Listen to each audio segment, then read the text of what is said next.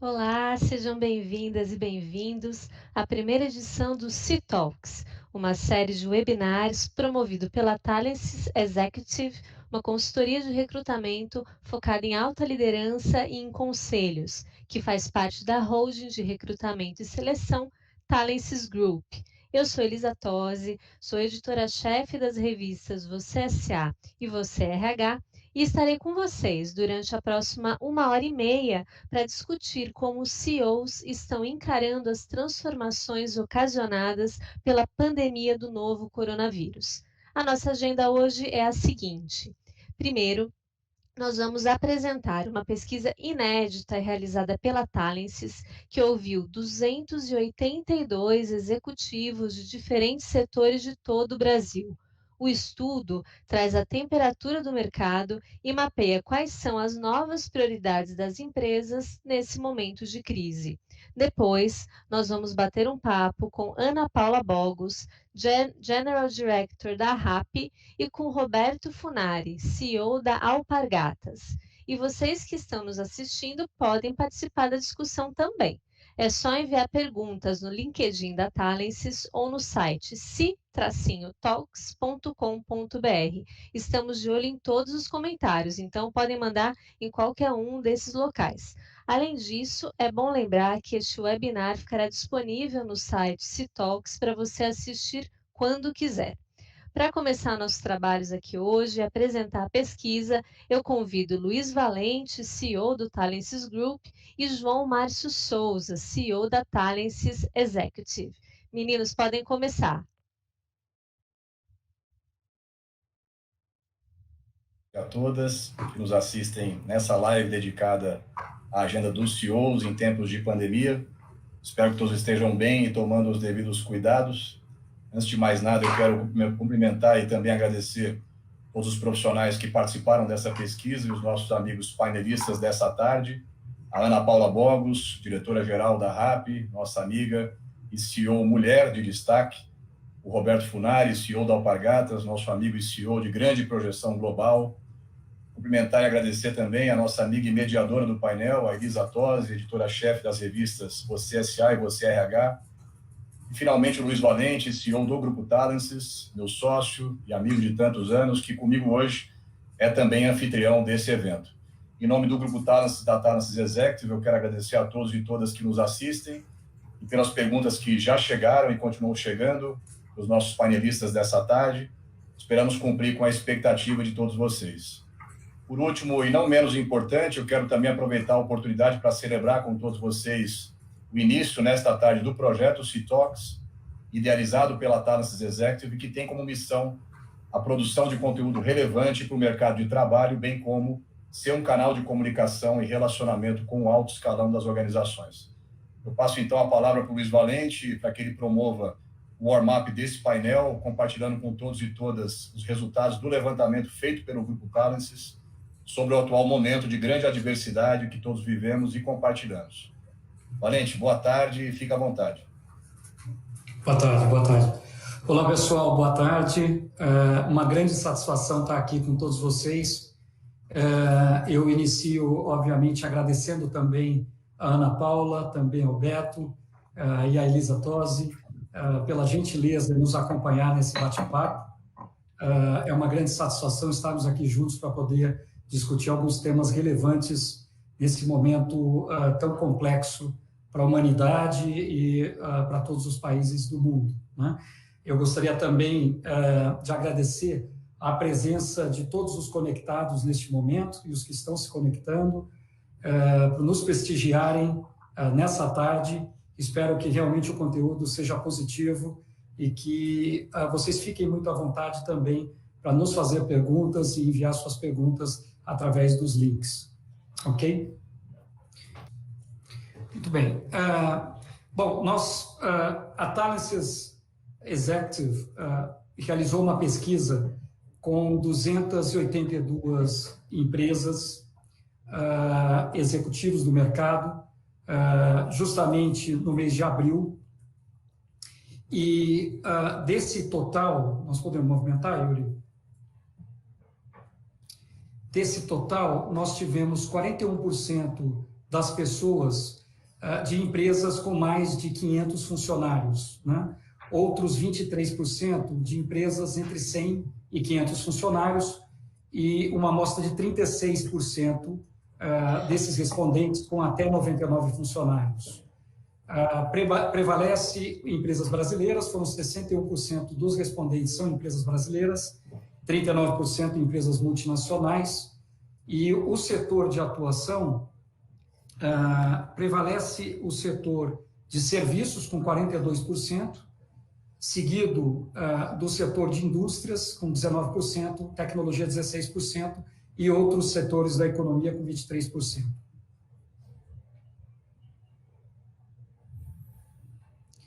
Bom, vamos aos resultados, pessoal. O que nós identificamos através dessa pesquisa? Basicamente, nós separamos a pesquisa em pontos definidos como prioritários na organização pré-Covid, né, no momento em que efetivamente já se escutava a respeito da pandemia, mas ainda não era algo que principalmente tinha atingido as Américas, ou particularmente o Brasil. E uma segunda pergunta que justamente procurava entender quais foram os pontos estratégicos nas companhias que foram redefinidos como prioritários já quando a pandemia estava instalada e as empresas tiveram que efetivamente reorganizar os seus planos e os seus focos de atuação. Podemos seguir. Os 3 pontos definidos como prioritários nas organizações, né, de uma forma geral, considerando todos os setores, no período pré-Covid, as empresas estavam absolutamente focadas na questão de aumento de lucro, na questão do aumento de produtividade e eficiência das equipes e no desenvolvimento de novos produtos, serviços e inovação. Nós temos que lembrar, muito importante, que o Brasil, obviamente, vinha de um período de 2 anos de recessão profunda, nos anos de 2015 e no ano também de 2016, sendo que em 2016 a economia caiu 3,3%, e, portanto, todas as operações no país vinham, tanto em 2017 quanto em 2018 e também no ano de 2019, numa retomada de reconstrução dos negócios e reconstrução da base de clientes, da rentabilidade dos negócios, ao mesmo tempo dando uma continuidade na questão de aumento de produtividade e eficiência operacional, né? Então, de uma maneira geral, todas as empresas, elas efetivamente estavam buscando a lucratividade do negócio, mas com uma agenda muito forte de produtividade e também de eficiência, ao mesmo tempo olhando a questão de inovação e de novos produtos. E quais foram os 3 pontos redefinidos como prioritários na organização durante a pandemia, no momento em que a pandemia efetivamente foi instalada? Na agenda dos CEOs, o tema que veio à mesa, num primeiro momento, é justamente como ser produtivo e como ser eficiente tendo uma equipe otimizada, né? Como aumentar essa produtividade, essa eficiência através das equipes e ao mesmo tempo, subiram 2 temas bastante relevantes para todos os CEOs do mercado. Primeiro, manter a equipe de colaboradores e evitar demissões, né? Todas as empresas tiveram que lidar com esse tema. Muitas empresas, inclusive, assinaram compromissos de não demitir profissionais, mas, efetivamente, esse é um tema que veio à mesa de todos os CEOs e todos os boards das companhias. Ao mesmo tempo, a manutenção do negócio de acordo com os resultados conquistados no ano anterior. Então, as empresas efetivamente entraram num modo de manutenção do negócio, né? Obviamente, você tem o primeiro impacto, você tem um certo pânico instalado no mercado e as empresas vão aí sim entendendo como as autoridades do mercado vão lidar com a crise e começam a tomar as decisões internas de como enfrentar a crise. Obviamente, a agenda ela vai sendo ajustada diante dessa situação. Quando a gente faz um recorte, pessoal, por indústria, dentro do setor, de uma forma geral, da indústria, nós tivemos 3 pontos definidos como prioritários anteriores ao Covid, que, muito semelhante ao que, em geral, foi visto em outros setores também, a questão da lucratividade nas empresas, ou do lucro, o aumento da produtividade e eficiência, e também, dentro da indústria, o desenvolvimento de produtos e serviços e a questão da inovação. Então, muito semelhante ao resultado geral de outras empresas também. Agora, quando nós olhamos no momento em que a pandemia foi instalada e as empresas industriais tiveram que se replanejar, o primeiro tópico que veio à mesa de todo CEO de indústria, lembrando que, no caso da indústria, você tem normalmente um número de colaboradores maior, né, uma mão de obra mais intensiva, e em algumas situações com uma dificuldade muito maior de você poder promover o home office do que o setor de serviços, por exemplo. O primeiro tema que veio dos CEOs foi manter a equipe de colaboradores e evitar demissões. Por mais difícil e desafiante, obviamente, que para todo CEO e para todo board de companhia seja o assunto demissão diante de uma pandemia e uma crise com essa magnitude, mas esse é o primeiro assunto que veio à mesa dos CEOs. E o segundo assunto que veio foi justamente o aumento de produtividade e eficiência com uma equipe mais otimizada, ainda mais otimizada. Então, vejam, desde 2015 e 2016, obviamente, o tema da produtividade e eficiência, ele é algo constante na agenda dos CEOs, na agenda de todos os executivos das companhias, e não poderia ser diferente também na indústria. O terceiro tópico foi justamente a manutenção do negócio de acordo com os resultados conquistados no ano anterior. Então, também para a indústria, veio a agenda de como sobreviver e como conseguir atravessar o período mais crítico da crise da melhor maneira possível, né? E os CEOs tiveram que, efetivamente, enfrentar esse desafio. Bom, quando nós vamos para o setor de serviços, o setor de serviço também, anterior ao período mais crítico do Covid, também estavam mirando a questão do aumento de lucro, também mirando a questão de aumento de produtividade e eficiência da equipe, e serviço também estava olhando muito para o desenvolvimento de novos serviços e também de inovação. E o que mudou após a instalação da crise e do Covid? O primeiro assunto que veio na mesa dos CEOs foi justamente o aumento de produtividade e eficiência da equipe, a manutenção do negócio de acordo com resultados conquistados no ano anterior, e também, como terceira prioridade em serviços, manter a equipe de colaboradores e evitar demissões, né? Então, obviamente, tanto a indústria quanto o serviço tem uma dependência importante, óbvio, dos profissionais e dos colaboradores. E dependendo muito do setor e do segmento de atuação, essa dependência é ainda maior, né? Então, claro, também para o setor de serviços, entre os 3 assuntos mais prioritários, a manutenção de equipes acabou sendo mencionada também. Bom, indo adiante, a gente tem um quarto recorte, que seria análise setorial para empresas de tecnologia. E aqui a gente vê um cenário com algumas questões diferentes. A primeira questão que veio diferente para o setor de tecnologia é justamente quando eles passam a mencionar também no período pós-Covid a questão de lucro, né? Então, no período pré-Covid, as empresas de tecnologia estavam mirando lucratividade, estavam mirando o desenvolvimento de produtos e inovação, obviamente, mas também uma questão de expansão territorial, expansão geográfica, e, na terceira colocação, a questão de produtividade e eficiência.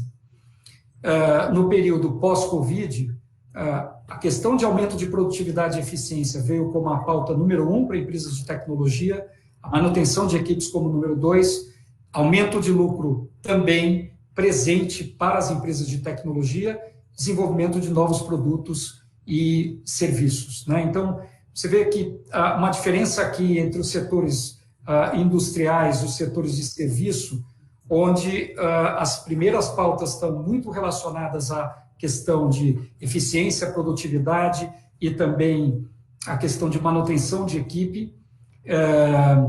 E quando você está falando de tecnologia, os CEOs também enxergam, especialmente pela demanda do mercado, pela necessidade das empresas em cada vez mais investir em tecnologia, que há espaço para ainda ter um ano de 2020 com uma rentabilidade e com lucro, né? Isso apareceu dentro da pesquisa para as empresas de tecnologia. Vamos adiante, Júlio?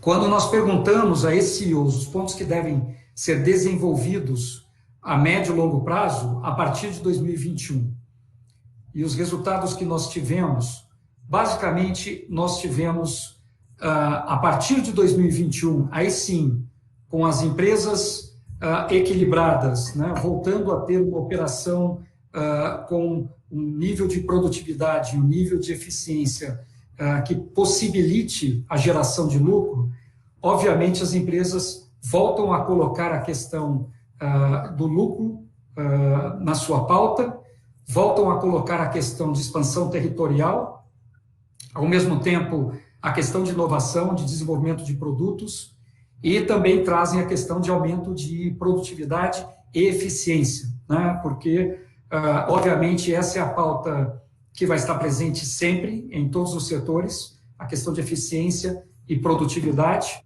e isso aparece muito claramente quando nós perguntamos o que vem pela frente a partir de 2021. Ok?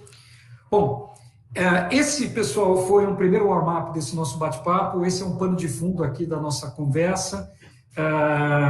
Eu queria passar a palavra para a Elisa, justamente para conduzir algumas perguntas aos nossos convidados e que a gente possa também promover esse bate-papo entre nós. Bom, Luiz, Elisa. muito obrigada pela apresentação, gera muitas coisas para a gente discutir realmente, e agora a gente vai começar a nossa mesa redonda, então eu vou convidar aqui a Ana Paula Bogos, que é a diretora-geral da RAP. Oi, Ana Paula, obrigada aí pela presença, muito bom ter você com a gente. Obrigada, e eu o prazer também é vou meu, chamar... E eu também vou chamar o Roberto Funari, que é o CEO da Alpargatas, que ele me falou que a gente pode chamá-lo de Beto. Então eu vou começar a chamar pelo apelido. Oi, Beto, boa tarde. Boa tarde, Elisa. Prazer estar aqui com você.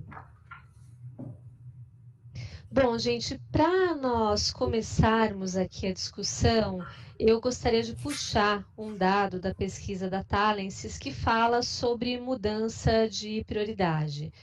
Como o Luiz apresentou anteriormente, antes da crise, a maior parte das companhias estava focada em aumentar o lucro, e agora o foco se divide entre duas questões, que ficam ali em primeiro ou segundo lugar, dependendo do setor de atuação, que é aumentar a produtividade e a eficiência das equipes e preservar os funcionários, evitando demissões.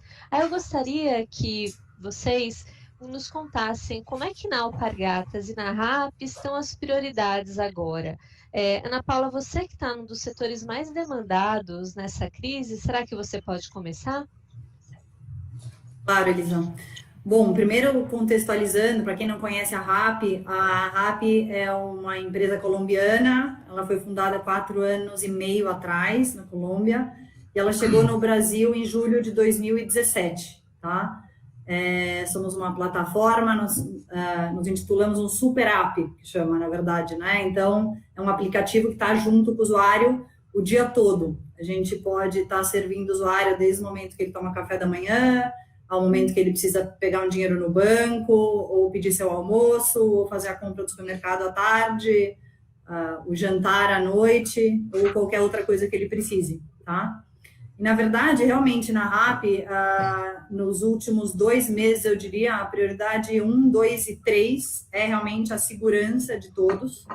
A gente preza muito o ecossistema que a gente cuida, e nesse ecossistema a gente tem o entregador parceiro, a gente tem os estabelecimentos que estão dentro desse super app, né, os restaurantes, os supermercados, as farmácias, A gente tem o shopper, que são as pessoas que estão nas lojas escolhendo os produtos, selecionando frutas, verduras, ou na loja de pet selecionando a ração, e também o usuário que está fazendo a ordem. Então, todo esse ecossistema, ele é super cuidado, tem sido nosso foco número 1, 2 e 3, cuidar de todo esse ecossistema, porque desde que começou a pandemia, a gente realmente sente que somos como um serviço essencial, realmente, para que as pessoas possam ficar em casa, e está no nosso DNA, o cuidar, né? O nosso propósito realmente de existência é cuidar de todos os players desse ecossistema, e mais do que nunca a gente entende que é o momento da gente tá cuidando de todos os players que fazem parte dessa interação nesse momento. Então, essa é a nossa grande prioridade. E na Alpargatas, Beto, como é que foi esse momento? O que vocês redefiniram? Como é que foi colocar o pessoal para trabalhar remotamente? O que aconteceu com vocês? Alpargatas é uma empresa global, uma empresa de 113 anos no Brasil, uma empresa que tem a maior marca global brasileira, que é a Havaianas, que é a maior marca de calçados abertos do mundo. Então, a primeira coisa que guiou a gente, que guia a gente, é como a gente quer ser lembrado saindo dessa crise, né? Então, o nosso legado, o nosso propósito é o grande guia que a gente tem. E aí a gente elegeu 3 grandes prioridades. A primeira delas é a saúde das pessoas, a segunda é a saúde dos negócios e a terceira é o apoio à sociedade. A Alpargatas tem um histórico de conexão com a sociedade, de participar das ações da sociedade em momentos de crise, em momentos de necessidade. Especificamente, a marca Havaianas foi uma parte da cesta básica do brasileiro na década de 80. É uma marca que está presente em todos os lares do Brasil, e a gente caminhou muito nessa obrigação. E uma das primeiras medidas nossas foi adaptar nossas fábricas para produzir máscaras. Estamos produzindo hoje mais de 1.300.000 máscaras, e também calçados para profissionais de saúde. Na saúde dos negócios vem a proteção do caixa, a proteção da liquidez da empresa, mas com um viés, assim como a Ana Paula comentou, um viés muito importante de preservação do nosso ecossistema.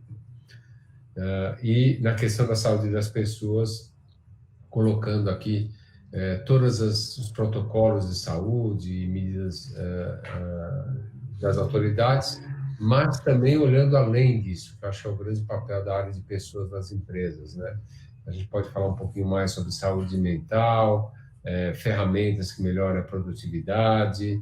Uma coisa que é importante para a gente é como manter a moral, né, da organização, e também como criar um engajamento interno. Criamos nossa rede interna social e uma série de ferramentas para que, mesmo estejamos distantes fisicamente, estejamos bastante juntos. E é isso que fizemos, nessas 3 prioridades. Beto, você falou sobre a importância de manter o engajamento e a moral das equipes em alta, né? E isso realmente é uma das grandes questões dessa pandemia, porque todas as empresas estão fazendo gestão de crises. Então, os CEOs, os diretores precisaram tomar decisões rapidamente para proteger os funcionários, fazer revisão de meta, comunicar todo mundo com agilidade, para todo mundo estar alinhado e entender quais são os próximos passos e o que a empresa entende que é mais importante nesse momento. Eu queria que vocês contassem um pouco dessa parte de comunicação. Como é que vocês fizeram esse processo na RAP e na Alpargatas? Quais foram os principais desafios, com todo mundo trabalhando remotamente ou, dependendo, alguns afastados, a operação trabalhando um pouco mais reduzida? Como vocês fizeram isso? Então, um ponto muito importante, logo no início da crise lá na China, nós fomos monitorando, e quando chegou aqui no Brasil, uma das pesquisas que chamou mais a nossa atenção foi que 76% dos trabalhadores brasileiros olhavam para o CEO das empresas como a principal fonte de informação, transparência, e acho que no universo de fake news, eles estavam se orientando para dentro da empresa, para quem tem proximidade, que eles possam confiar. Então, esse foi um dado bastante importante para a gente, que guiou muito a nossa estratégia de comunicação, estabelecer essa proximidade e essa relação de confiança. A nossa área de pessoas fez um trabalho excepcional de estruturar a empresa para isso. Nós trabalhamos desde o início fazendo streaming, fazendo lives com todas as organizações. A aderência é muito alta, alta frequência, transparência. Fui trazendo eles juntos, eu e o nosso diretor de pessoas, trazendo junto toda a organização com cada passo, cada decisão que nós vínhamos tomando, sendo comunicadas. Num determinado momento, essas lives já tinham famílias participando, foi até bacana. E a gente ampliou esse trabalho fazendo uma pesquisa de engajamento, uma pesquisa de pulso da organização, entendendo também necessidades da organização, feita semanalmente. Então, com isso, a gente conseguia responder e trazer soluções para o que a organização estava pedindo. E, além disso, a gente criou essa rede social, onde a gente consegue também se comunicar e interagir com as pessoas. Então, esse trabalho de uma comunicação transparente, uma comunicação próxima, com frequência, foi um dos grandes pilares aí para a gente navegar e trazer a moral da organização junto com a gente. Hoje a gente está com um índice de engajamento bastante alto e um índice aí de avaliação de como nós estamos tratando os nossos colaboradores e trazendo eles junto das nossas prioridades bastante alto, acima de 90%. E, Ana Paula, como é que foi esse processo na RAP? E aí eu vou emendar com uma pergunta aqui de uma pessoa da plateia, a Andréa Juca. Ela está perguntando como é que a RAP está se estruturando nesse momento de crescimento da demanda delivery. Como vocês estão fazendo isso? Perfeito. Bom, eu estou super alinhada com o Roberto. A RAP é uma empresa bastante mais jovem do que a Alpargatas. Ainda está estruturando realmente toda a sua área de comunicação e planejamento de pessoas, mas os dois grandes focos que a gente teve durante esses últimos 45 dias, primeiro foi transparência, falar a verdade acima de tudo, né, e fazer isso com cadência.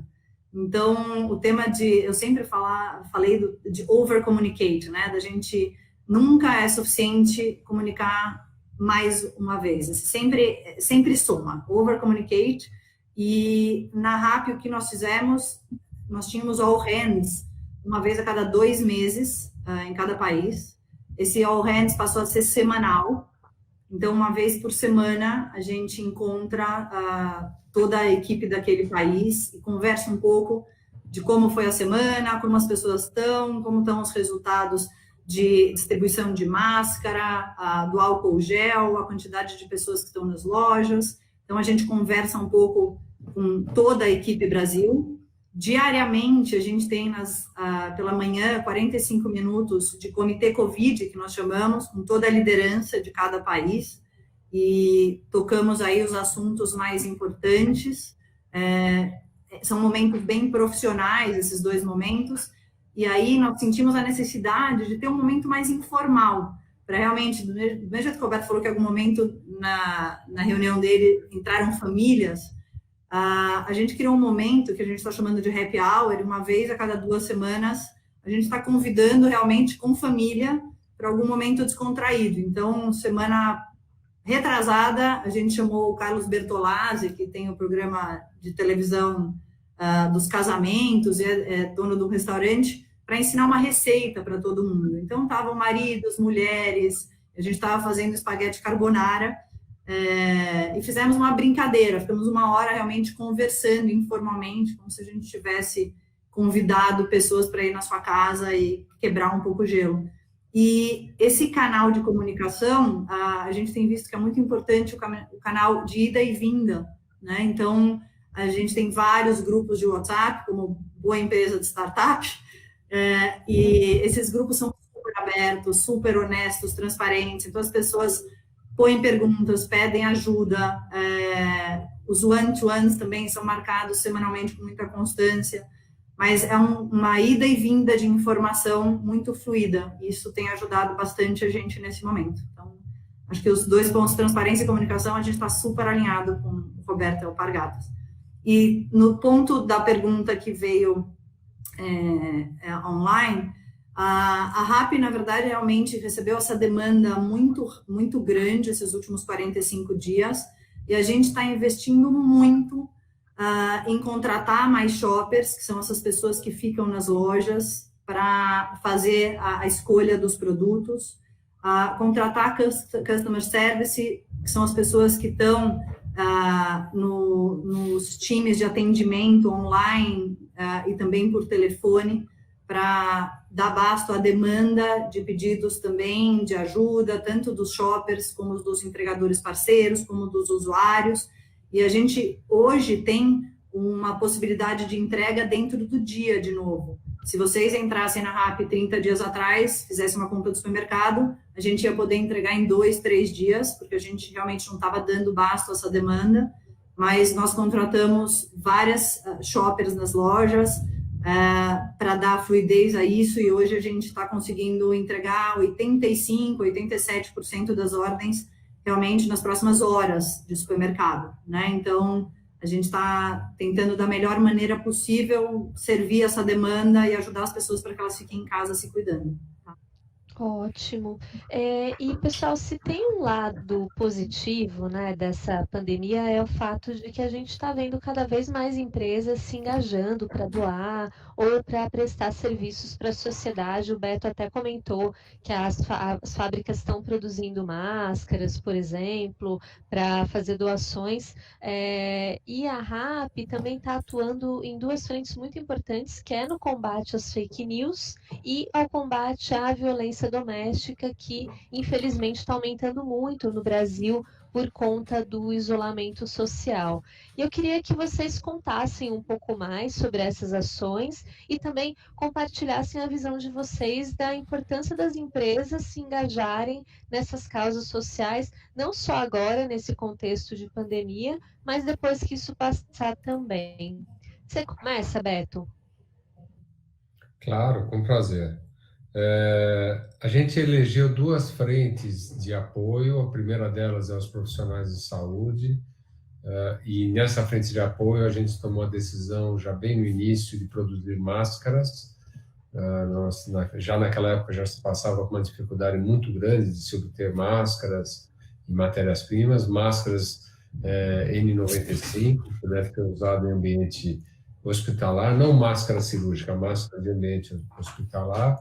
E nós trabalhamos em 3 fábricas, na verdade, 2 no Nordeste, uma no Rio de Janeiro, para que elas pudessem produzir máscaras já no padrão protocolo de saúde, de segurança. Foi um trabalho feito em tempo recorde. Eu acho que no período de 3 semanas a gente conseguiu remodelar e já começar a produzir, e na 4ª semana entregar máscaras para hospitais aí da Paraíba, da Pernambuco, Minas Gerais e Rio de Janeiro. Depois fizemos a mesma coisa com calçados para profissionais de saúde. Fizemos os moldes e produzimos os calçados para serem usados também em tempo recorde, e doamos aqui para o governo de São Paulo, para os hospitais de campanha, 18 mil calçados. E, além disso, a gente também descobriu que a Havaianas é um dos calçados mais preferidos pelos médicos para uso nas áreas sociais de hospitais, etc. E também fizemos uma doação importante de 50 mil pares para os profissionais de saúde. O que foi interessante aqui foi criar essa rede do bem, né? Tivemos empresas fornecedores que ajudaram com insumos para as máscaras, para os calçados.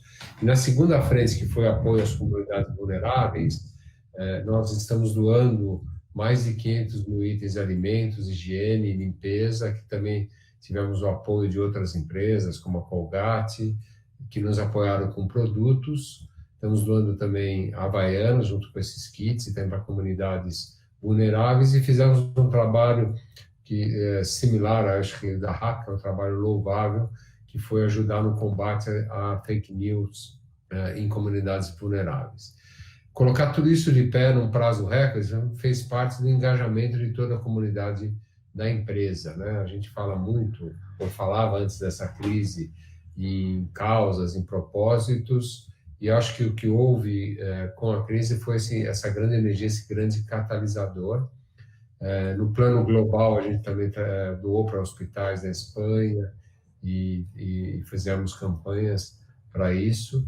Eu acho que a mobilização das pessoas, dos colaboradores, em todos os níveis, incluindo nas nossas fábricas, a capacidade nossa de criar essa rede do bem, trazer parceiros e trabalhar junto com autoridades locais, acho que esse trabalho em rede que foi feito em poucas semanas é uma grande lição que acho que a gente vai levar para frente, né, como uma maneira da gente se mobilizar e poder fazer um trabalho de impacto aí para a sociedade.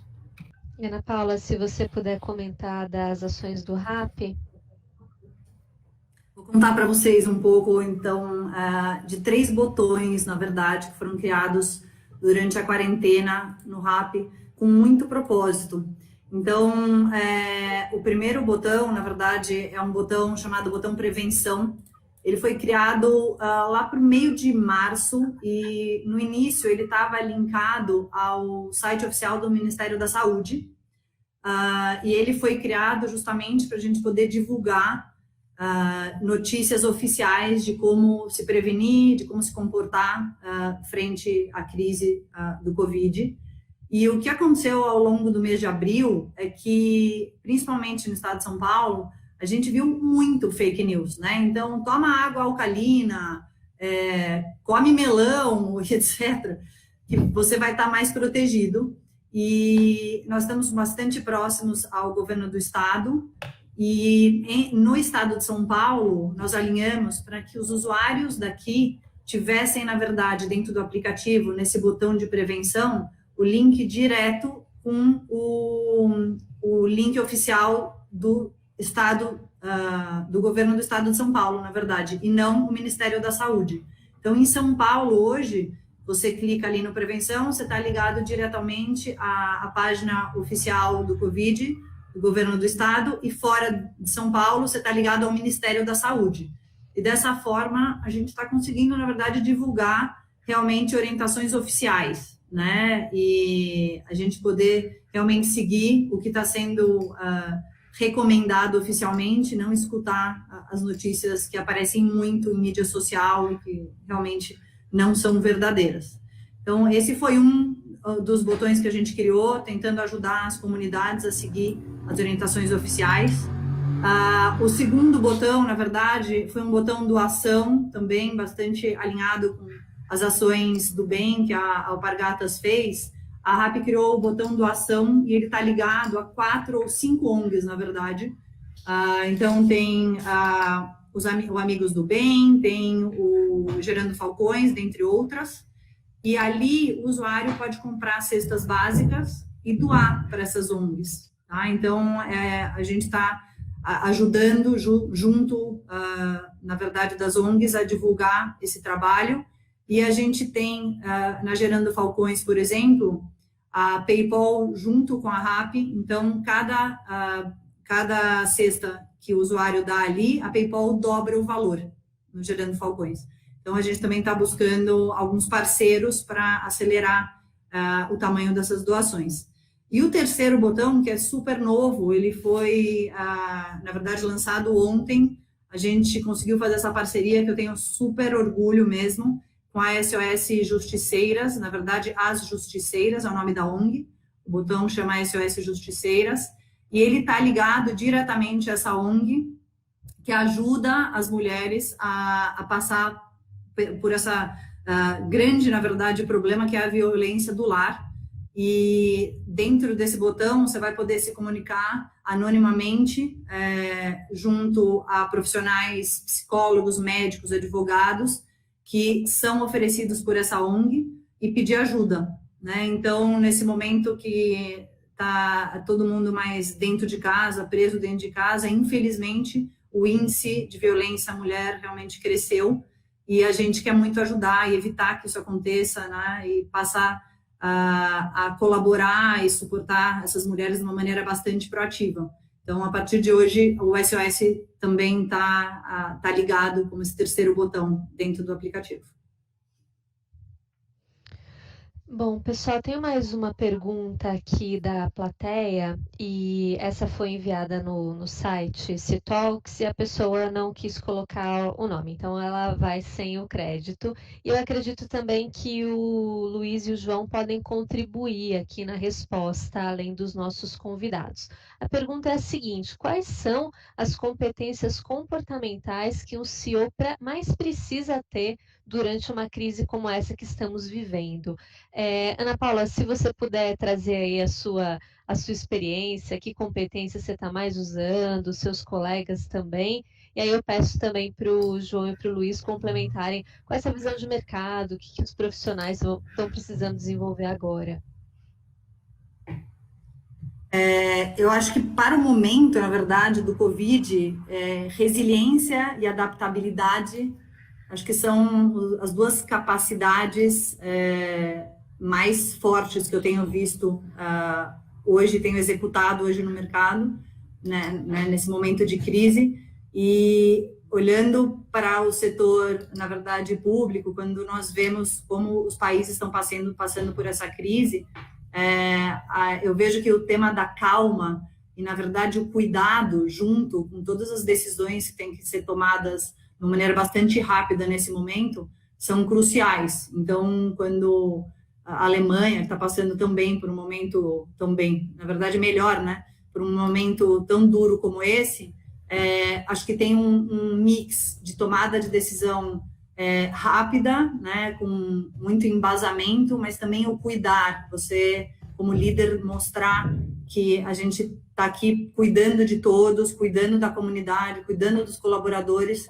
É muito importante essa empatia, porque está todo mundo passando por um momento de muito estresse, né? Nas famílias, dentro de casa, crianças correndo, tendo que equilibrar.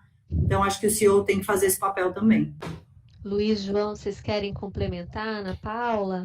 Deixa eu só ligar meu som aqui. Eu posso trazer um pouquinho também dessa visão?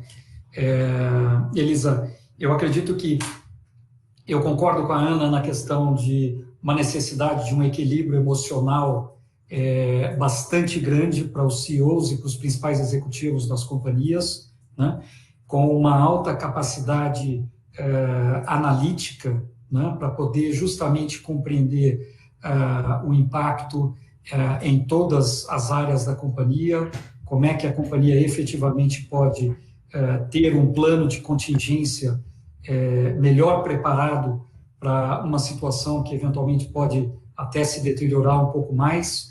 Então, ter essa capacidade de se aprofundar nos temas e realmente criar planos de contingência.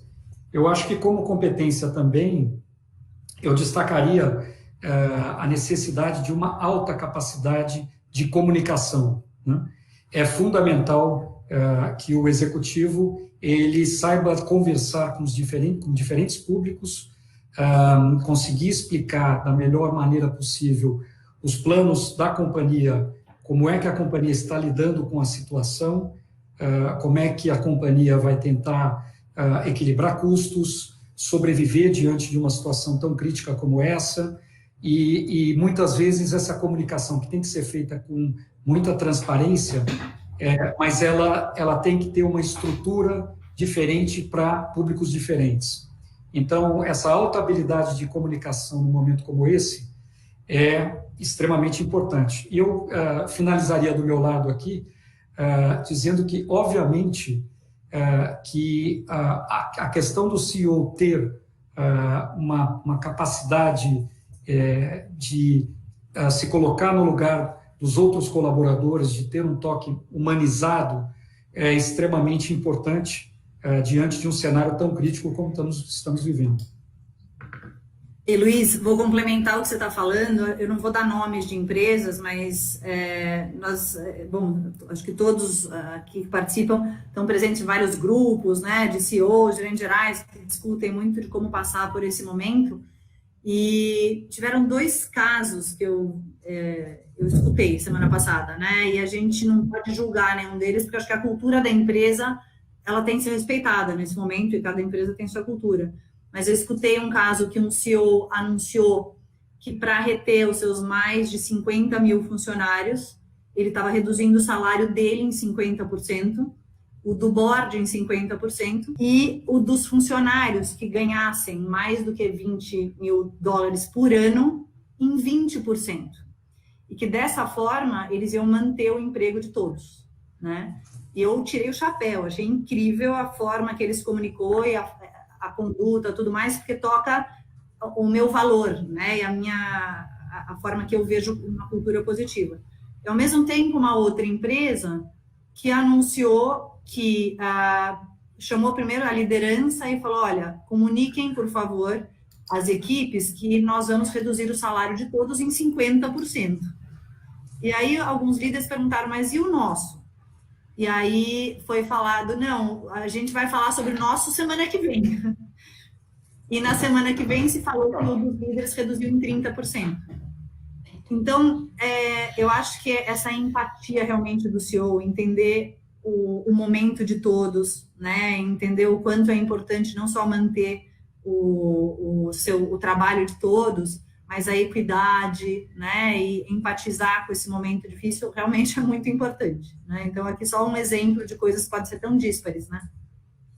E, Ana, se eu puder adicionar só uma questão na tua fala, eu acho que para todos os CEOs, certamente você e o Beto podem mencionar a esse respeito, uma parte grande do desafio diante de um cenário tão complicado como vivemos é você efetivamente manter a cultura da organização ao máximo intacta, né? Você realmente tomar decisões que respeite ao máximo aqueles valores corporativos que muitas vezes a gente acha que é um pouco de blá, blá, blá de empresa, mas cada vez mais a gente vê o quão importante é você efetivamente ter valores que traduzam a característica da organização e que você tome ações no dia a dia que respeitem esses valores.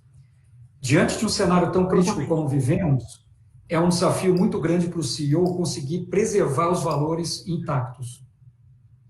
Eu queria até pegar aí a sua fala, Ana, sobre empatia, para fazer uma pergunta de uma das pessoas que está nos assistindo, que é o Alexandre Antoniazzi. Ele está perguntando se o cuidado com os colaboradores vai mudar depois da Covid. E aí ele está falando mais do lado humano, emocional mesmo. O que vai mudar? As empresas vão ser mais empáticas? Os líderes vão ter que realmente dar o exemplo? O que vocês acham que vai ocorrer de transformação?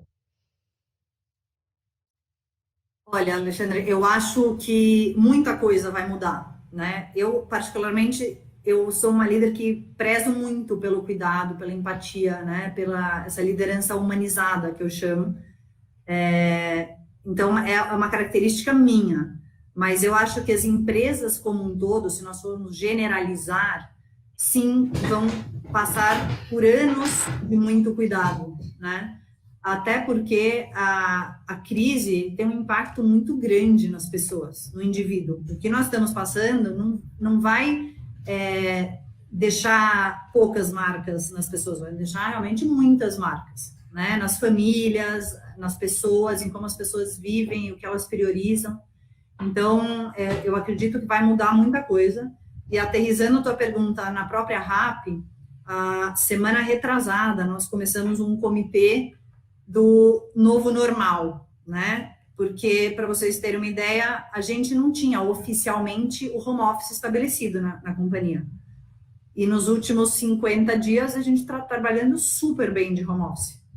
Então, nós estávamos discutindo um exemplo, por exemplo, as escolas privadas, a grande maioria do estado de São Paulo está falando que só volta em agosto.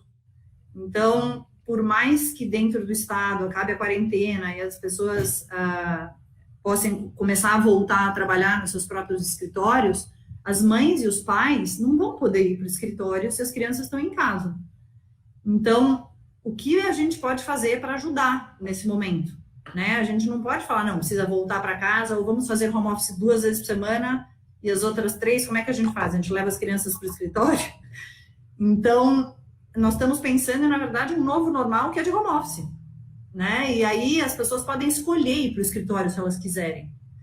Então, eu acho que vai ter todo um novo normal, né? As empresas precisam realmente estar super abertas para viver esse novo momento, para cuidar das pessoas muito, muito além do só trabalho escritório, trabalho casa, mas também holisticamente desse ser humano que passou por um confinamento de 2 meses dentro de casa, com uma pressão absurda, né? Então, acho que vale muito o repensar o ser humano de verdade, sabe, nesse momento. Ana Paula, uma pessoa da plateia está perguntando para você qual que é a sua visão sobre a mudança do comportamento do consumidor depois dessa pandemia. Vai ter muita transformação? O que vocês estão sentindo na RAP? Eu acho que, na verdade, essa mudança, essa aceleração para o mundo digital já vinha acontecendo. Nós vemos vários índices que demonstram esse caminho para o mundo digital.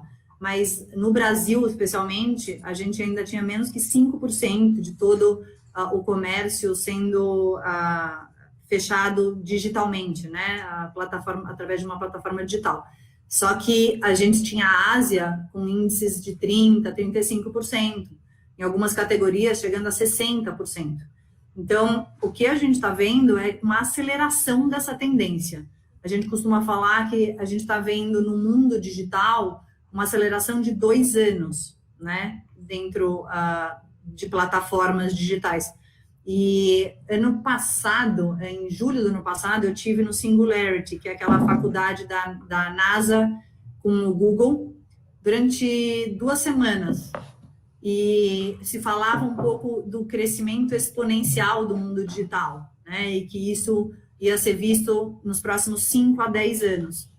E o que nós vimos, acho que nesses últimos 2, 3 meses, é realmente essa aceleração desses 5 a 10 anos para talvez 1 a 3 anos. E, principalmente na RAP, vimos também a entrada de pessoas mais velhas, né? Então, o número de pessoas com mais de 61 anos na plataforma triplicou nos últimos 30 dias.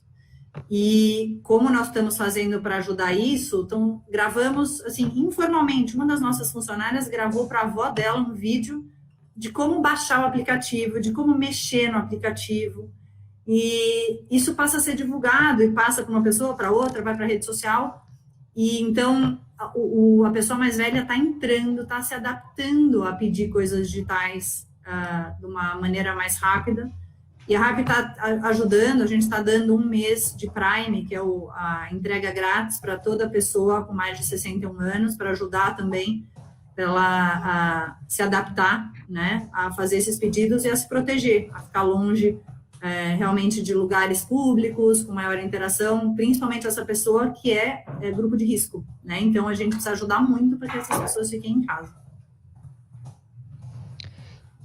E, Luiz, pensando também um pouco em recrutamento e seleção, que é o core de vocês acham que vai haver muita transformação nesse negócio? As empresas vão ficar mais abertas para fazer recrutamento à distância? Os CEOs vão ter um pouco mais de tranquilidade para tocar esse tipo de recrutamento? O que você acha que vai acontecer no seu setor? Então, eu acho que, Elisa, sem dúvida nenhuma, nós vamos ter transformações importantes também dentro do setor de recrutamento, né? Eu acho que a primeira questão que fica muito claro, Elisa, é que o recurso de você ter profissionais em home office e, eventualmente, você fazendo alguma parte do processo remotamente, né? Você a uma certa distância, isso é viável, é possível, e você consegue, digamos, conduzir várias etapas do processo remotamente, né, à distância. Então, esse é um dos elementos que provavelmente muitas empresas vão se encorajar bastante depois de terem experimentado essa crise, né? Sem dúvida nenhuma, eu acredito que inclusive a alta gestão das companhias também vão se utilizar de recursos outros na condução dos processos. Agora, evidentemente, e especialmente quando se trata de contratação na alta liderança, esse contato pessoal, esse momento de realmente ter o encontro e você poder sentir um pouco do estilo, da maneira de ser pessoalmente com o candidato, isso acaba sendo, de uma certa forma, insubstituível, né? Na nossa avaliação, isso continua sendo algo extremamente necessário na condução dos processos, de uma maneira geral, mas, sem dúvida nenhuma, para a alta liderança, tem uma importância bastante grande. Mas, sim, eu acho que também, no aspecto da condução dos processos, tanto no uso de tecnologias, inteligência artificial, a aprendizagem de máquina na busca e no sourcing de candidatos, eu acho que a tecnologia certamente irá acelerar e contribuir muito para a qualidade de sourcing de nomes na condução dos processos. Mas ainda o contato pessoal vai ter uma importância bastante grande. Luiz, complementando o que você está falando, nós estamos contratando um executivo para uma posição global e eu já entrevistei 4 pessoas e um deles já fez 3 entrevistas e, nossa, que falta que faz encontrar a pessoa, falar com a pessoa, é bastante difícil, assim, digitalmente tomar uma decisão final com uma posição executiva grande. Com certeza. A Magali Frari Correia, ela está perguntando se vale a pena, no retorno, né, depois que a quarentena passar, se vale a pena a gente ter uma série de protocolos para essa retomada. Então, nos escritórios ter mais distanciamento entre as pessoas, fazer alguns outros protocolos de higiene, menos interação física. O que vocês acreditam que vai ocorrer e o que vocês já estão pensando para essa retomada? Sem dúvida, a gente tem um time de saúde e segurança já trabalhando nisso já faz 4 semanas. Nossos escritórios já estão remodelados para isso, com sinalizações, estações de álcool gel, protocolos, tomada de temperatura, e estamos mapeando desde a chegada no edifício, em conjunto a gente prédio de condomínio, né, em conjunto com as outras empresas, como é que seria o protocolo, o número de pessoas no elevador, e tudo isso. Estamos fornecendo máscaras, então tudo já está catalogado, já temos manuais, temos vídeos de treinamento prontos, porém, eu acho que todos temos um grande desafio, a preocupação que nós temos recebido dos nossos colaboradores de escritórios centrais é a pergunta, legal, Beto, você está protegendo a gente desde a chegada até o escritório, durante o dia, protocolo de almoço, esse tipo de coisa, mas como é que eu faço para chegar no escritório, da minha casa para o escritório? Eu acho que ainda tem um desafio grande para a gente pensar, né, nesse tipo de protocolo. A gente vai dividir em turmas, né, e também estimular a prática do home office mais dias por semana. E lá na RAP, Ana, o que vocês já estão pensando? É um pouco do que eu te falei, Elis, a gente está considerando, na verdade, o novo normal. A gente não tem 100% já alinhado como vai ser esse novo normal, mas a gente está considerando até ter um novo normal que pode ser de home office, e é uma opção para o escritório, né? Então, estamos definindo isso nesses próximos dias. Faz 2 semanas que a gente montou esse comitê de back to work, que a gente está chamando, então, para tratar esse tema, mas pensando muito realmente no cuidado desse colaborador e como vai estar ajudando ele não só a voltar para o trabalho, mas para continuar a vida dele dentro de casa, sendo mãe, sendo pai, com crianças ainda fora da escola, fazendo aulas remotas. Então, a gente está somando aí várias variáveis para garantir que realmente o colaborador tenha o ecossistema funcionar de uma maneira saudável, né? Beto, tem uma pergunta aqui para você, mas eu acho que a Ana também pode dar a visão dela. Ele está te perguntando que você tem muita experiência tocando operações aí ao redor do mundo, né?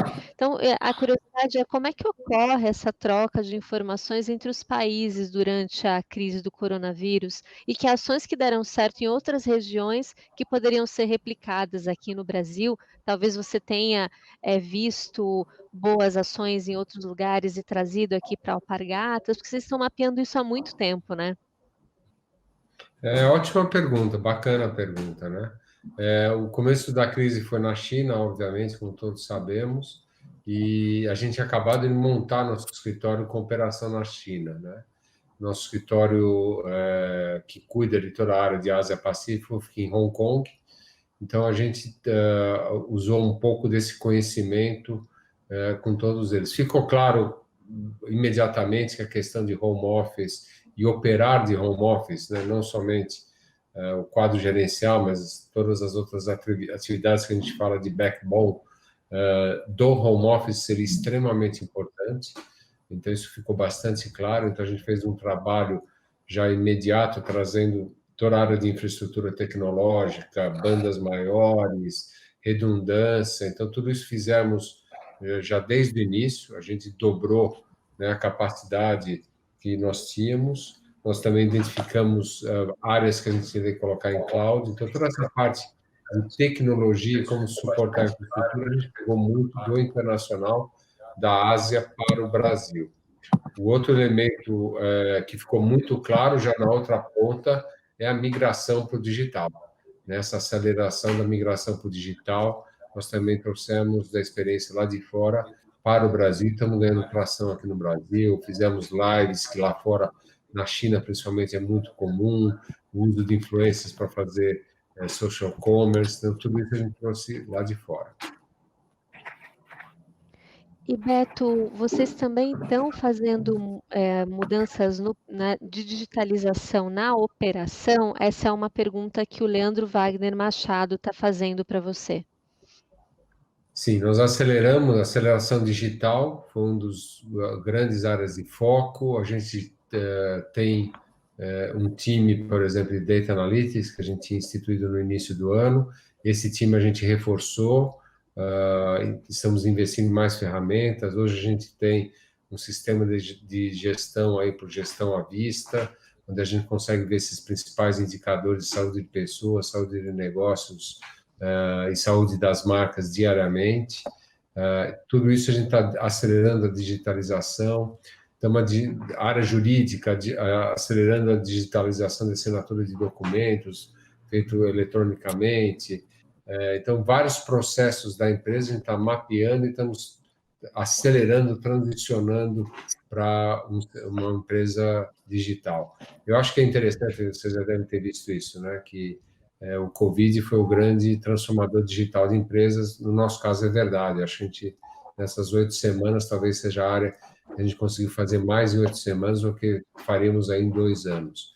Isso tem acelerado de uma maneira bastante progressiva. E é interessante ver do ponto de vista de capital humano, quando você cria essa plataforma aí de mudança, né, que você tem que mudar, como as pessoas abraçam e aceleram e encontram soluções.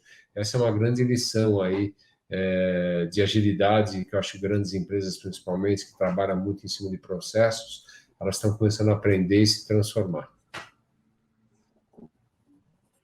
E Ana, na RAP, como é que foi a troca com os outros países? Como é que vocês aprenderam, ensinaram? Como é que foi isso? Então, na RAP, nós acompanhamos também, desde o ano, meados de janeiro, o que estava acontecendo na Ásia, porque alguns dos nossos investidores investem também em da mesma categoria de delivery que a nossa, na Ásia. Então, nos nossos comitês, nos investidores, escutar em janeiro o que estava acontecendo, e como as empresas de setores parecidos estavam atuando no mercado. Então, eu me acordo, acho que um pouquinho antes do carnaval, a primeira call com uma infectologista que mapeou criou, na verdade, o nosso sistema, todo o nosso ecossistema, na verdade, com todos aqueles stakeholders da call, e criamos protocolos de segurança e que vem se atualizando o tempo todo, né, esses protocolos. Já que nós, na verdade, eles já subiram digitalmente. Ao longo da jornada da ordem, vários tipos de toques digitais, né? Então, agora, limpe um push, limpe, pegue, pare no centro de prevenção, pegue a sua máscara, lave a mão antes de deixe o seu pedido a 2 metros do usuário. Então, esses pit stops ao longo da jornada de cada um desses players são pit stops já digitais e é parte de todo esse protocolo de segurança. E o treinamento também, que eu que venho da Kimberly-Clark, costumávamos pôr 100 pessoas, 100 vendedores na sala para fazer um treinamento de algum procedimento. Na RAP, toda manhã, na hora que você, o shopper, na verdade, a pessoa que está no aplicativo pela primeira vez, ele tem que fazer um treinamento de 5 etapas de como ele tem que se cuidar da sua saúde, cuidar de cada ordem, de como é feita cada uma das ordens. Então, diariamente, ele tem um treinamento digital. Então, esses protocolos digitais aconteceram, de prevenção, máscaras que distribuem álcool gel espalhados por todas as cidades, em todos os 9 países que a gente atua, e muito mais, realmente, treinamento e protocolo, uma vez que a gente é uma plataforma. Ótimo. Pessoal, o Silvio Rocha está perguntando aqui para vocês como vocês acham que serão as novas regras de compliance e as implicações trabalhistas nesse modelo de home office, no modelo que a gente está vivendo agora, e imaginando que esse tipo de trabalho também possa se expandir no futuro. Posso ir? Deve. Ótima pergunta, né? A gente está realmente trabalhando nisso. Primeiro, acho que a área de compliance já está sofrendo uma grande transformação e mudanças com toda essa digitalização. Então, isso já vem um trabalho sendo feito aí de lidar com isso, a gente tem acelerado isso. Eu acho que a questão de código de ética é importante, mas é mais importante ainda, no meu ponto de vista, e como nós estamos fazendo, é você treinar, né, todos em compliance e como lidar com os códigos de ética e de etiqueta, né? Eu acho que a gente tem um papel muito importante de treinamento em relação a isso. Aliás, adorei essa ideia da RAP aí de fazer no login esse treinamento diário. Eu acho que a gente deveria, inclusive, utilizar esse tipo de mecanismo. Eu acredito muito que nesses novos protocolos o treinamento vai ser fundamental para criar o comportamento certo. O segundo elemento que eu acho que é importante é que eu acho que as empresas estão começando a entender que as pessoas são adultas e responsáveis pelos seus atos e talvez tentar planejar e cercear todo tipo de comportamento e código de conduta não é o caminho. Eu acho que dar responsabilidade e, ao mesmo tempo, dar o treinamento é fundamental. E, por último, acho que a pergunta da questão de leis trabalhistas, isso já acho que já teve várias evoluções durante a crise, novas maneiras da gente monitorar, e tudo isso acho que também tem evoluído bastante. A nossa experiência na Alpargatas tem sido muito positiva nesse aspecto, tanto de compliance quanto de ajuste nas novas regras, nas implicações trabalhistas. Eu acho que isso vai ter uns grandes avanços daqui para frente. Você quer complementar, Roberto? Complementando a você, Roberto, na verdade, o canal de vinda de comunicação, acho que oradores, nunca foi grande, né? Toda a demanda, a necessidade, escutar, na verdade, cada colaborador está ajudando muito a esse novo normal. Então, eu acho que antes uma cultura era muito mais entre líderes top-down e vivida por todos, e eu vejo esse novo normal sendo muito mais todos. Então, eu acho que o trabalhador, o colaborador tem muito mais voz hoje, né? Colocando o seu espaço em startups, que a gente vê tantos millennials trabalhando. Eu sou a tia RAP, eu falo dentro da RAP, trabalho com gente muito jovem que trabalha, né? E eles estão ali principalmente porque eles querem equilibrar a vida deles, não é só o trabalho, eles estão ali por o propósito de ajudar, que é o propósito da RAP, mas eles querem chegar no trabalho inteiros, né? Então, eu acho que esse é um grande momento para a gente conseguir olhar realmente, holisticamente, e engajar ele no propósito das companhias. Então, se eu puder, Elisa, se eu puder adicionar um comentário aqui a respeito dessa questão da compliance, das implicações trabalhistas, eu acho que tem um outro fator que é interessante, né? Nós que trabalhamos com recrutamento e conversando com organizações o tempo todo, mudanças de cultura, mudança de perfil de profissionais dentro das empresas, eu acho que as organizações cada vez mais estão procurando profissionais que tenham capacidade de ter autonomia, né, de trabalhar de maneira autônoma, que tenham a capacidade de se automotivarem, que também tenham a capacidade de ser produtivos sem ter a necessidade de um líder que esteja ali no dia a dia supervisionando e efetivamente possa ser uma relação muito mais por tarefas, por achievements alcançados, etc. Então, como o Beto bem colocou, eu acho que também há uma transformação acontecendo nessa relação dos colaboradores com as organizações, né? Há realmente uma relação muito mais adulta que vem por aí, onde efetivamente os profissionais eles assumem muito mais responsabilidade em ter esse nível de autonomia. E eu vejo também toda uma nova geração de profissionais que vem para o mercado com uma consciência diferenciada em relação a essa relação de trabalho, né? Uma consciência de realmente estar focado nos resultados, naquilo que efetivamente são as tarefas, e que tem uma alta capacidade de trabalhar com autonomia. Evidentemente, o que nós estamos vivenciando vai acelerar todo esse processo. Bom, Luiz e João, veio uma pergunta aqui focada, direcionada para vocês, mas eu também, obviamente, vou querer a visão da Ana Paula e do Beto. A Andréia Juca está perguntando como os profissionais de RH vão precisar se reinventar nesse momento. Ela queria ouvir um pouco da percepção de vocês sobre os profissionais de recursos humanos. Acho que eu posso comentar essa pergunta, Andréia.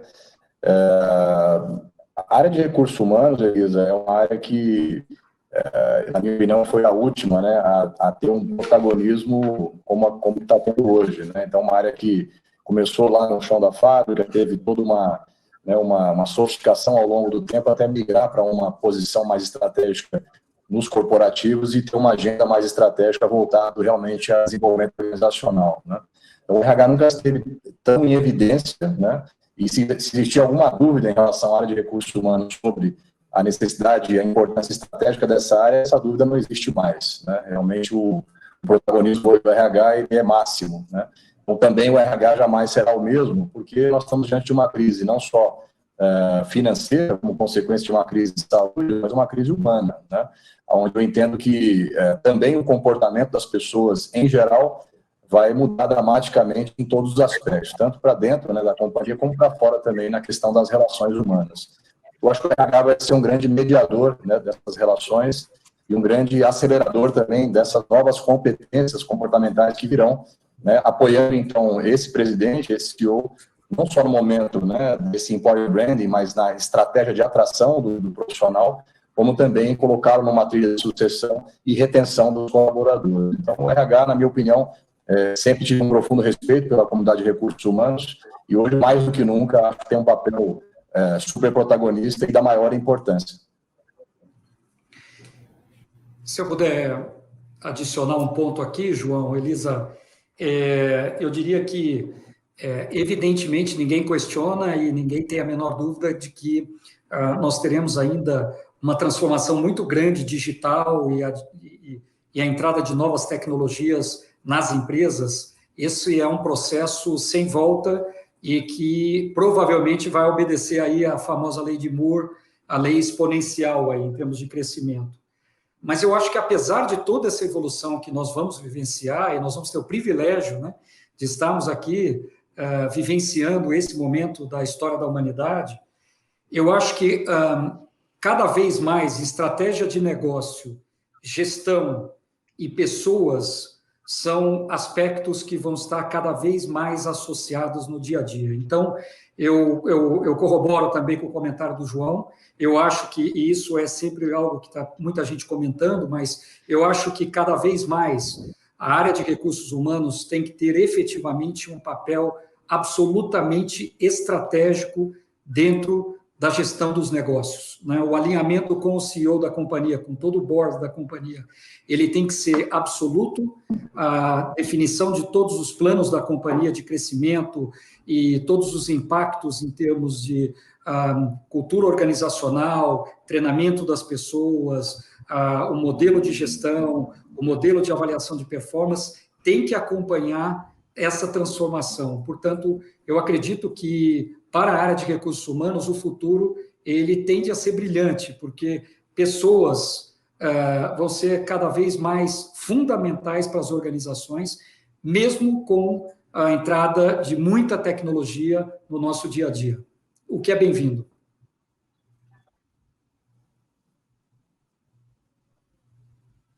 Vocês concordam, Beto e Ana? O que vocês acham que deve ainda dos profissionais de RH a partir de agora? Eu fui, diretora de recursos humanos 1 ano e meio na Kimberly e era mais difícil estar sentada realmente na mesa e discutindo o negócio. E hoje eu vejo, não só dentro do contexto desse momento de crise, mas o RH é fundamental para falar realmente de estratégia, de visão, para construir uma companhia. E eu podendo comparar agora o mundo startup e o mundo analógico, que eu chamo, dentro do MAP, a gente trabalha com OKRs, né? OKRs trimestrais, muitas vezes até bimestrais.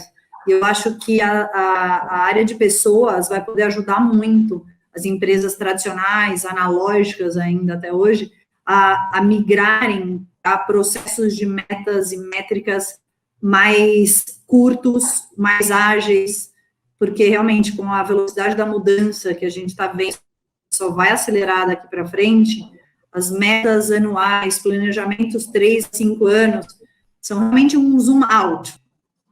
E a gente vai ter que ter a ajuda de humanos junto a CEOs e boards para trazer esse zoom in, né, que seja trimestrais ou trimestrais, mas que estejam realmente acompanhando a velocidade dessas mudanças.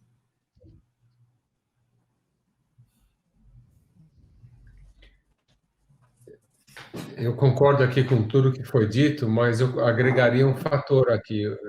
O papel do CEO vai mudar com essa situação. Eu acho que hoje está mais claro do que nunca que o papel do CEO mais importante são pessoas, não é somente alocação de recursos financeiros e decisões estratégicas da empresa.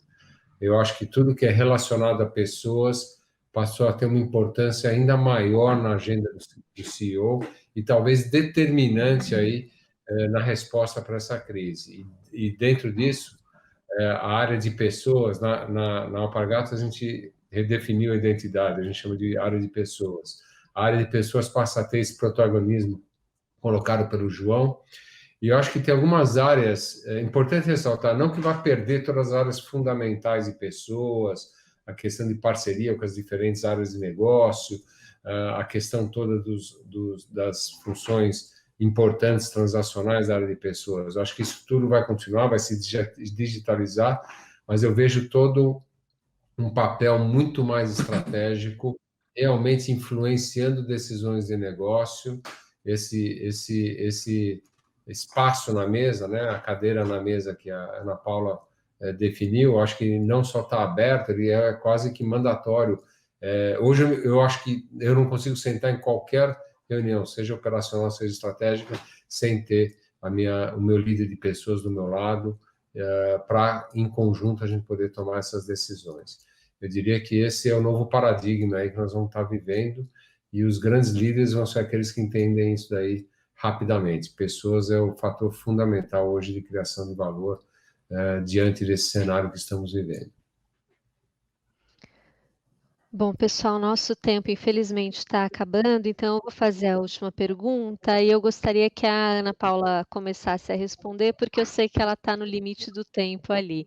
Eu queria saber, na opinião de vocês, quais que serão os grandes aprendizados dessa crise, se essa crise vai mesmo, como muita gente está falando, mudar o modo como a gente encara os negócios e o trabalho.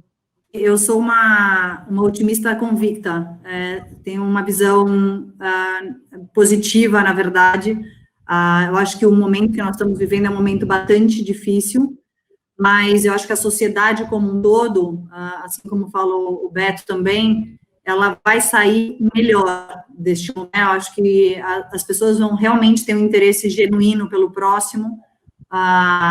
O ecossistema de ajuda é um ecossistema que está sendo criado e que ele não vai desabar depois, né? É um sistema bastante forte que está sendo criado, construído no mundo dos países, e acho que também dentro das empresas, todo o ecossistema de home office, de você respeitar realmente a melhor forma de trabalho para aquele funcionário, vai se permear, né? A gente vai conseguir ver isso vivendo depois da crise e nos anos que vêm. Em semana passada, eu vi um estudo da Bain Company que chama Back to Work, e eles falam de 3 pilares que as empresas ganhadoras devem ter para passar por esse momento e retomar a operação, né?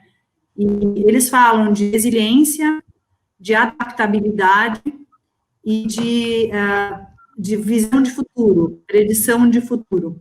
As companhias estão evoluindo, as companhias estão muito mais, hoje, preparadas para voltar a trabalho, muito mais engajadas e com pilares muito mais sólidos do que somente inovação e lucro, né? Então, eu tenho uma visão positiva para o mundo que está vindo, para a sociedade que está se renovando com tudo isso. Beto, quais que você acha que vão ser realmente as grandes mudanças aí que vão vir com essa crise? A gente já está no novo normal, a gente já está sofrendo mudanças profundas. O grande desafio é que essas mudanças estão ocorrendo e a gente não entende ainda os efeitos colaterais que vêm com essas mudanças.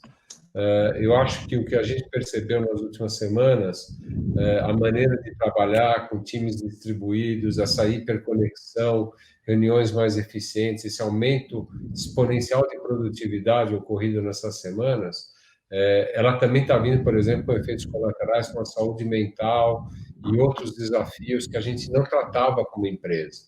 Então, eu acho que a gente tem um grande desafio nesse novo normal, de aproveitar esses grandes benefícios que estamos trazendo com esse novo normal de produtividade, de eficiência, digitalização, comunicação, tudo isso conversamos hoje durante esse painel maravilhoso, mas quais são os efeitos colaterais? Onde a gente não está enxergando que pode ter um efeito negativo nisso? Acho que o grande trabalho que a gente tem que fazer agora é realmente estruturar isso e cuidar muito disso aqui. Por exemplo, a gente criou aí todo um trabalho de saúde mental. Eu acho que esse vai ser um dos grandes desafios das organizações. Já está sendo e vai se agravar. Eu acho que é um papel muito forte nosso cuidar desse desafio da saúde mental nas empresas.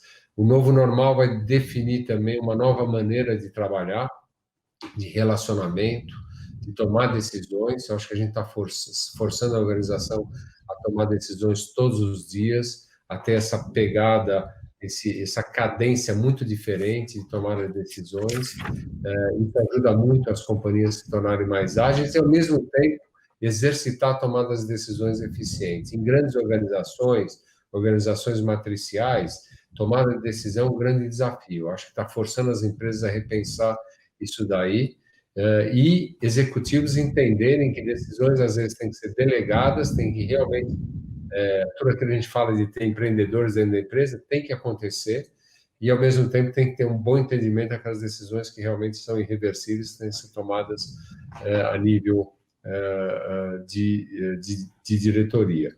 E acho que outro fator importante do novo normal vai ser entender o contexto da sociedade.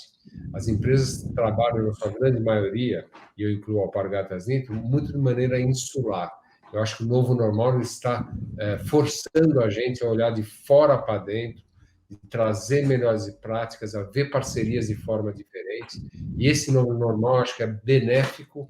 Eu sou extremamente otimista com isso. Acho que todo esse trabalho de apoio à sociedade, trazendo parceiros, tem demonstrado isso.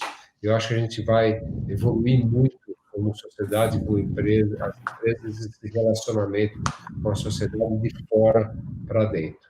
Eu acho que esse novo normal vem com essas mudanças profundas. Temos que cuidar dos efeitos colaterais e temos que olhar como a gente coloca isso na nossa forma de trabalhar e incorporar isso, dando esse apoio às pessoas dentro da empresa. E Luiz e João, qual que é a visão de vocês para o pós-crise? O que eu estava comentando para vocês é que é uma ótima pergunta aí para a gente finalizar o nosso bate-papo. Eu acho que os aprendizados são muitos, tanto para os negócios quanto para as questões humanas, né? Quando nós falamos sobre a questão humana, eu acho que a crise ela evidencia o quão frágeis e vulneráveis são os seres humanos, né? E isso, quando se aproxima de nós com a velocidade, com a intensidade, com o impacto como aconteceu, isso obviamente gera consequências, e parte dessas consequências são consequências muito positivas para os seres humanos. Eu acho que a reflexão, repensar a respeito das relações humanas, sem dúvida nenhuma, acho que a gente tem lido muito a respeito disso. Eu acho que as pessoas, na verdade, passam a valorizar muito mais os momentos importantes da vida, o uso da tecnologia para você poder ter mais tempo para aproveitar momentos importantes do seu dia a dia, né? E, obviamente, a necessidade de desacelerar, né? E poder curtir e aproveitar aquele momento tão importante. E quando a gente fala sobre o impacto sobre os negócios, sobre o mundo como um todo, eu acho que vai ter um grande impacto, tanto no processo de globalização, não há dúvida nenhuma, há um repensar justamente na própria questão das cadeias de suprimentos, de fornecimento, do fato da China concentrar tanto um parque industrial, e isso, sem dúvida nenhuma, vai inaugurar um processo de transformação maior, onde possivelmente as empresas vão buscar o seu suprimento numa forma mais regionalizada. Então, há toda uma redefinição da geografia mundial nesse sentido. E eu acho que também os próprios países desenvolvidos vão ter que repensar a relação com os países em desenvolvimento ou os países subdesenvolvidos, visto o que tem acontecido no mundo nos últimos anos, migrações e vários aspectos que a implicação do que é a relação dos países do primeiro mundo com os países subdesenvolvidos. Então, acho que tem grandes impactos e, sem dúvida nenhuma, as empresas, falando particularmente do mundo empresarial, as empresas vão ter que se preparar cada vez mais para ter planos B, planos C, planos D, planos de contingência para situações extremas cada vez melhor elaborados. Mas eu acho que, apesar de tudo que ocorre com a crise, de toda a tristeza que vem provocando, eu acho que tem transformações importantes e benéficas que vão acontecer mais adiante como consequência desse processo todo.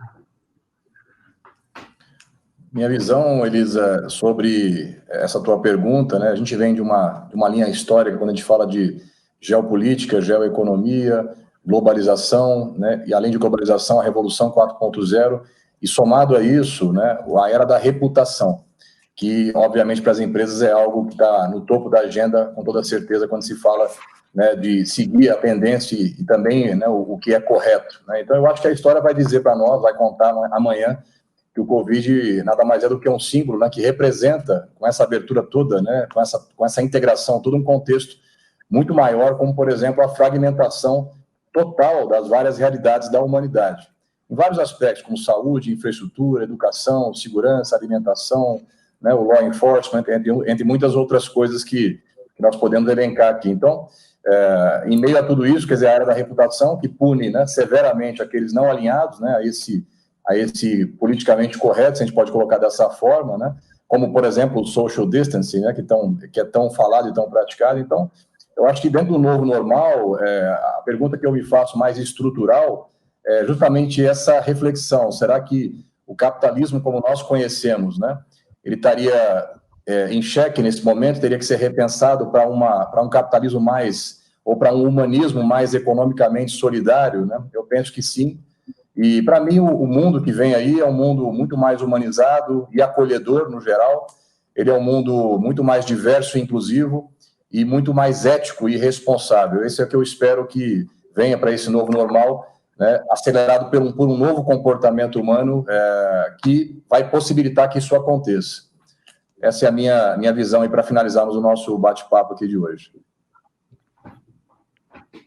Boa, gente. Queria agradecer muito a vocês. Infelizmente, a nossa primeira edição aqui do Citalks está chegando ao fim.